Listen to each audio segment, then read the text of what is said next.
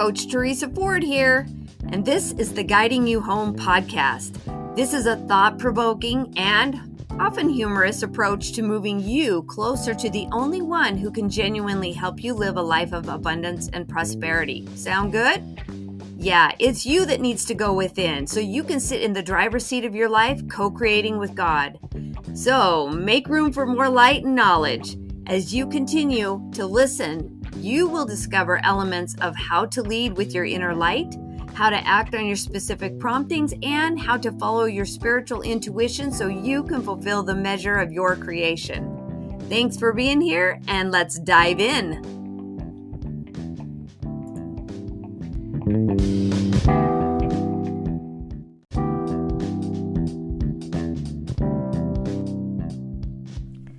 Hello. Today we are going to talk about manifesting pitfalls.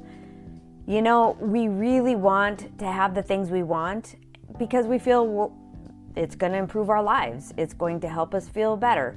We feel like we deserve it. We feel like it will bring happiness and purpose and freedom to our lives. So it's good to want more. We're built for more. We are not built to just stay stagnant all day long every day. We're either growing or we're dying. If we're going backwards because we're living in the past, we're expecting more of the same, we're thinking we can't grow because we've put limiting beliefs on ourselves. How happy are you? Like not. We're very unhappy in those kinds of situations, having a thumb on us, feeling like we are not giving ourselves permission because others might judge us. There's a lot of different ways that we hold ourselves back. And when I talk about the pitfalls, I'm talking about the PITT, the perpetual and intentional thought-induced torment that we put ourselves through. And no, we're not going to agree immediately that we torment ourselves on purpose. We're not trying to create misery for ourselves, but we do have thoughts that stop us. And yesterday I had a really great conversation with a highly intellectual person. And this intellectual person self-admitted that they can sometimes get themselves in a real big jam because they think and rarely do. They study and rarely engage. And some of the pitfalls that this person has gotten themselves into really was about digging a hole for themselves before they ever tried something. They just figured that things were not going to work out for them. They figured that the one experience they had in a previous time before was going to be the same thing again and again in the future, rather than realizing they're not engaging with the same type of people. It's not for the same purpose. It would be a completely different scenario, but this person decided that it wasn't going to work out for them, so they didn't go for it. But then they were sad and miserable because they felt stuck, uninspired, living beneath their potential, unfulfilled. And it's like, why would you do that? And of course, they're like shoulder shrugging. They're like, I don't know why is that serving me? Why do I keep doing that? It's like, well, maybe because we have strengths and we have weaknesses. Maybe the weakness and the tendency is to just hang back and not take a risk. But maybe our strengths are actually pushing ourselves outside of our comfort zone and discovering that it's not as bad as we thought. It's actually possible, if we just get out of our own way, that it could get better than it's ever been before. And not only that, but we keep wondering how good this is going to get. So can you hear your own thoughts through this process? How many times are you like, I don't really agree with that, or I really agree with that, or I can see how I do this, or I can see how I've used to do that and I've gotten out of my own way? Because it's not necessarily the words that I'm saying here, but rather the thoughts that are coming to you from your own intuition that tell you that if you're standing in your own way, it's just a habit of thought. It's not really a limitation that you can own because maybe you haven't pushed yourself outside the comfort zone. So whether you agree or not, this is my advice to this person was sometimes you got to pick yourself up by the scruff of the neck and give yourself a little swift kick in the pants and get out there and do something different. Because if you keep circling around in the same old belief system, and a belief system is just a habit of thought that you've thought about over and over and over, if you keep swirling around the same belief system, then you just basically have a shovel in your hand and you're just digging this pit of despair that you're like, I'm never going to get out of this pattern. I'm just going to keep digging this hole, digging this hole, digging this hole. So when you're in a perpetual and intentional thought-induced tormentive state, it's only because you're overthinking things. It's only because you're assuming the worst will happen. It's only because your brain, which is hardwired to keep you safe, isn't comfortable with the idea of putting yourself at risk. And your brain, the amygdala, that part of your brain between the two temples of your skull, is designed to capture memories and to retain experiences. And with those memories and experiences, we also have emotions attached to it. We have smell and touch and taste attached to it. And so if it was unpleasant, our brain is hardwired to go to the past and pick out an experience that may or may not have been for your personal improvement in that moment. And you may have felt inadequate or embarrassed or shamed or suffering by comparison. And if that's the case, then anything you think about doing in the future, your brain was going to take you to the past and go, ooh, yeah, you don't really want that experience, do you? And we go to a place where we feel uncomfortable before we ever know whether we're going to be uncomfortable or not. I'm telling you, like, sometimes putting yourself in the hot seat will be the best thing that ever happened to you. I remember back when 2008 hit. Do you remember that? Oh, how much fun did we have? Yeah, it was a shocker. We all were a little bit blindsided, and we really didn't expect so many significant changes in such a short period of time. But my family was almost homeless, and someone had to put on her big girl pants and go out and get a job after being a stay-at-home mom for 15 years, no college education, and I had no resume. So I literally had to fake a resume, put on anything that appeared to be business clothes, and go out and find a job. And this was just as the dial-up internet was coming to our house. I'm sure it was more advanced than that, but we were a little slow on the uptake because we kind of like the old-fashioned way of doing things, and we didn't love change. So I was like, okay, I'm going to get in the car and I'm going to go drive around and see if I can find a job. Not super efficient, but I honestly didn't even know what I was looking for. So even if I opened the newspaper or looked online and trusted that there was anything current on there that would benefit me, I still didn't know. I didn't know what I was looking for. So that's when I just got in the car and I was like, just show me where the money is. Like, show me the money. And I started driving, and this thought occurred to me in the back of my mind. It said, go to the gym at the end of the street. I'm telling you, like, the idea of walking into a gym as a very shy and introverted person who carried shame from the past, because I remembered all the times that I was shamed and felt less than and didn't feel worthy of and all that, yada, yada, right? That my brain was holding me back because there was a huge opportunity in front of me, but I was like, no, that's not going to work out for me because X, Y, and Z, and I came up with all the reasons why it wasn't going to work before I ever gave it a shot. So there I was in the pit of despair, perpetual and intentional thought-induced torment, crying in my car, looking at the help wanted sign in the window, and feeling like, why would they give me a job? I haven't worked in 15 years. I have nothing on my resume other than the last time I worked at Wendy's in a dress shop when I was in high school. Like, I sat there and I kept telling myself, you got nothing. Who's gonna hire you? what do you bring into the table? And I really was not my own best friend in that moment. I was just intellectualizing my worthlessness, and it wasn't helping. But when I finally realized, came back to myself, and was just like, well, we're going to be homeless if I don't do something. And something's better than nothing at this moment, and it will give me hope, even if it's not the right job for long term. I can figure out something after I get this job, and I have something else to put on my resume. So I put on my big girl pants again, and I climbed out of the pit of despair. I climbed out of that place that I was holding myself in. Nobody else was doing this to me.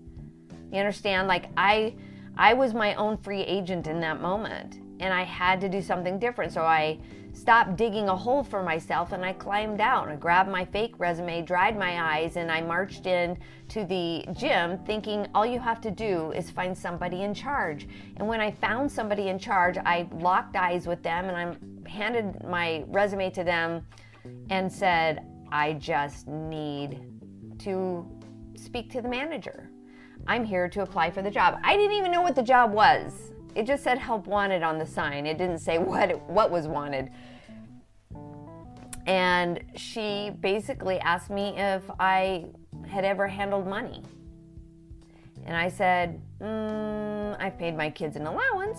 Yes, I have handled money. And she's like, great. When can you start? And I said, how about right now? I didn't realize that what she was asking me to do was step outside of my comfort zone, because one of the requirements, one of the very first instructions she gave me was, as soon as somebody walks in the door, you need to yell, "Welcome to Fitness 2000." And I was like, oh my heck. I don't think I can, because I was shy, I was introverted. I didn't want anyone to look at me. I had lost 8 dress sizes right at that point, but I definitely had not, my brain had not caught up with me. So I was still ashamed of myself for letting myself go. Now, I'm not saying you should ever be ashamed of yourself, but my most accessible emotion as an Enneagram 2 is shame. And so 2, 3s, and 4s really struggle with shame. And that was the loudest voice in my head. It was like, oh my gosh, people are gonna stare, people are gonna look at me, I'm not worthy of it, I can't draw attention to myself, that's embarrassing, that's shameful. And who was in their own way? Me. Was it true? Not really. No, it wasn't. Because I was welcoming them. But I was looking at it as I was calling attention to myself, which I also added a meaning to that was bad. It's bad to call attention to yourself. But when I got out of my own way, because I literally had to perform in order to feed my family, I was like, okay, all right, just say it. And I mean, what's the worst that can happen right now? And sometimes my best moments have come from challenging my unbelief. And I just said, welcome to Fitness 2000. And then I was like, look down at the floor, look around, don't look at people, don't make eye contact, just see what's gonna happen. And guess what? The world did not fall apart. I did not implode. Like the world didn't come to a screeching halt, because when I realized what I had done, and people started waving at me when they came in the door as a friendly reaction to my welcoming announcement, everything changed in my head. I was like, wow, oh, I'm putting myself out there to make them feel better. That's why I'm here. I'm in this role, in this position, in this seat to say hello, I see you. But it had never occurred to me before I had myself way outside my comfort zone. But I had to get out of my own way, and I was no longer in the pit, because once I got used to being loud and proud behind the front desk, I was also able to look them in the eye, and then I was able to have conversations with them. And then I was also able to recognize that I was not there to be seen, I was there to see them. And when you talk about other people and ask them about themselves, the spotlight's not on you anymore. And that was very important to me to discover that I wasn't the center of attention there, and that I was placing way too much emphasis on my ego. By the way, Wayne Dyer says ego, E-G-O, is edging God out. So if you believe in higher powers of the universe, you might understand that we don't ever really want to do that, because the magic happens when we're in touch and in line and connected to our higher power, right? So I got out of my own way and I started making it about other people. But that's just an example of how you can get yourself out of the perpetual and intentional thought-induced torment that we put ourselves in, that make us feel stuck and limited and powerless to change the things that we know would make us feel better. And we know that we want those things because we're asking for more. We're asking for more respect if we're in a relationship that doesn't offer respect. We know that we're asking for more of, in the way of a reliable car if our car is unreliable. Or we're asking for more in the way of better technology because there's a better, bright and shiny object out there that is going to improve your life over the one you have. But how many times do we almost try and out-intellectualize ourselves, and we try and overthink it and outthink it before we ever give it a chance to get started? If we're focused on the thing that we don't want, meaning we don't want lack of money, we don't want a disrespectful relationship, we don't want a job that is so mundane, if we're focused on that, it grows. Which means the conversation you're having in your head, the thoughts that you're having, the meaning you're adding to it, the meaning is either coming from a good place or not a good place. So if the meaning is, oh my gosh, I'm a shy person, I can't say that out loud, the meaning is fear. It's certainly not coming from satisfaction or love. It's coming from a negative place. And so I had negative emotions about it. But as soon as I was like, oh my gosh, this isn't about me, it's about them and what I might be able to contribute to have them having a positive experience and remembering that they had a good day at some point, because everybody that walks into the gym is just looking for stress relief, right? They're looking for self-importance. They're looking for their own significance. Will this help? Will I feel better about myself? Will I feel accomplished today? Depending on who they are, they're looking to feel supported. They're looking to feel loved. They're looking to feel wanted. They're looking to feel valuable. So I was in a really important place to really watch how people received my eyes on them, rather than being ashamed or whatever that their eyes were on me. Can you see the switch? One of those would put me into a thought-induced torment, and the other one set me free. But I was still in the same place. I was still doing the same job. It was just how I was viewing it. So you can kind of see in your own life that when you're having thoughts that are working against you, it's coming from a place that is not in alignment with your true and shiny self. You are just a lovable, adorable, attractive, adaptive type of person. But when you're thinking negative thoughts, you're really just tormenting yourself. You're just putting yourself in a pit of despair until you're ready to climb out. Now, if we're digging a hole for ourselves with our thoughts, that hole might be shallow.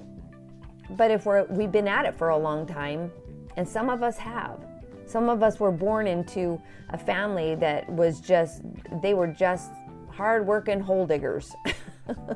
And they were always in a pit of despair, and we're like, oh, you've got a pit? I'll dig mine too so I can be like you. And we dig pits of despair because it's a family legacy.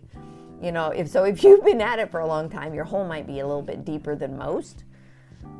And if that's the case, I'm here to tell you that you can actually climb out of the deepest of holes. But you are the one that have the shovel, or you're the one that can build a ladder and climb out. It's literally all done in your mind. So you're as powerful as you want to be. But you can give that power up by talking about how it's not going to work out for you before you even give it a chance. my back was up against the wall. I had to get a job. So I feel like maybe I had a hand up, that the universe had my back in that moment, even though I didn't know it, because I had to make peace with it. I am not a conflicted or a contentious person by nature, so I had to make some changes in my own thought process, and it turns out it was the best thing that ever happened to me, even though it was hard, even though I had to go to work, even though I wasn't in my children's lives 24/7 the way I wanted to be. But guess what? I grew, they grew, everybody grew. We all worked it out. It figured itself out because I was willing to change my mind about it. If I was to have taken all that yucky gut soup home with me because I was in a pit of despair and torment all the time, if I had taken it home with me and put it on my kids, it wouldn't have worked out so well. If I had blamed it on everybody else and my husband who couldn't get a job, and on God because I couldn't stay in my own home and he pushed me out of the house, it wouldn't have gone well. I would still be digging a pit. I would have been working really hard at shoveling that dirt deep. But I made a different choice. And we all have the option to make a different choice. So in this storytelling that I like to dive into, can you hear how it might apply to you? Can you see the application of changing your thoughts and the benefits of changing your thoughts? That it really can have a magnificent and significant and important impact on your life if you look at it differently. Getting stuck in the pit of torment can be the best thing that ever happened to you, because it also gives you the opportunity to do something else. It gives you the opportunity to change your thoughts and turn a corner. Climb out of the pit. But it's all up to you. And that's when you start taking personal responsibility for your life. You're like, everything that's happening right now in my life is not happening to me, it's happening for me. If you change one word and you go from 2 to 4, right? It's happening to me or it's happening for me, it changes the meaning of it completely, and you go from fear to satisfaction. It's happening to me is something that's put upon you that you didn't choose and you're hating on it. If it's happening for you, it may have been put upon you that you didn't choose, but it's working for your good. It's going to help you open up. It's going to help you embrace an uncomfortable place until it becomes comfortable. It's going to push you out of your comfort zone, and as they say, that's where life starts. It could be the best thing that's ever happened to you, because even if it doesn't work out in that instance, it's going to push you to a place where you want more. And every time you want more, the answer is yes. It's whether or not you are in agreement with the thought about having it in your life. You can have it if you want it, but you're going to have to change your mindset around it. You're going to have to stop putting on the brakes, pushing on the pull door, digging in your heels, whatever you think you're doing that is digging that pit deeper. And you're going to have to get out of your own way. You're going to have to get out there and give yourself a good swift kick in the pants for a second. Not to be mean, but to give yourself the boost, to the courage to just step outside of what has always been and do something different. If your amygdala is like, but you can't because of this, and this is always happens to you, and this is probably not the right decision again, breathe. Because that's just your brain trying to keep you safe. It doesn't actually mean that the thing in front of you that you want, that you're avoiding or over intellectualizing about, is dangerous. Maybe it's not dangerous. Maybe it's uncomfortable. Maybe it's a new step in a different direction. But doing something different is always better than doing something that's always been the same. Because you've got to grow. If you're not growing, you're dying. If you're trying to keep things always the same, certainty is more important than variety, and you're just keep doing, even if it's stressing you out, even if it's dragging you down, even if you notice your self-care is going away, that certainty is not serving you anymore. You've got to have time for you, and you've got to have time to grow, and you have to give yourself a chance to get out there and do something different. Sometimes you have to do it with the most fear you've ever felt before, sometimes. But it sure beats the bottom of a pit. And you will discover what you're made of. You will be shocked at how good you can get, how good you are, especially when you get out of your own way. So here's my encouragement for you today. Just get out of your own way. Don't overthink it. Take a shot. Be brave. Be bold. Envision what could be and go for it. Go for it. I'm not saying ignore your intuition, that it's a bad idea, because if you're feeling bad about it, you're in disagreement. You haven't actually lined up with what you want. So if you're feeling bad that you're about ready to get yourself in a really sticky situation, you're usually not wrong. But if you're fearing something new that could really put you out there and test your potential, that's just fear. Can you tell the difference? So I'm not saying put yourself in danger. I'm just saying notice if it's not really dangerous, then it's just fear. And if you're dealing with fear, you're putting yourself in a perpetual and intentional thought-induced state of torment.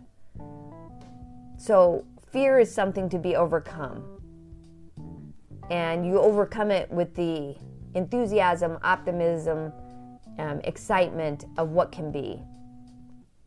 So get out there and discover what you can be and reach your full potential. This is how you fulfill the measure of your creation. So let's go and let's get living.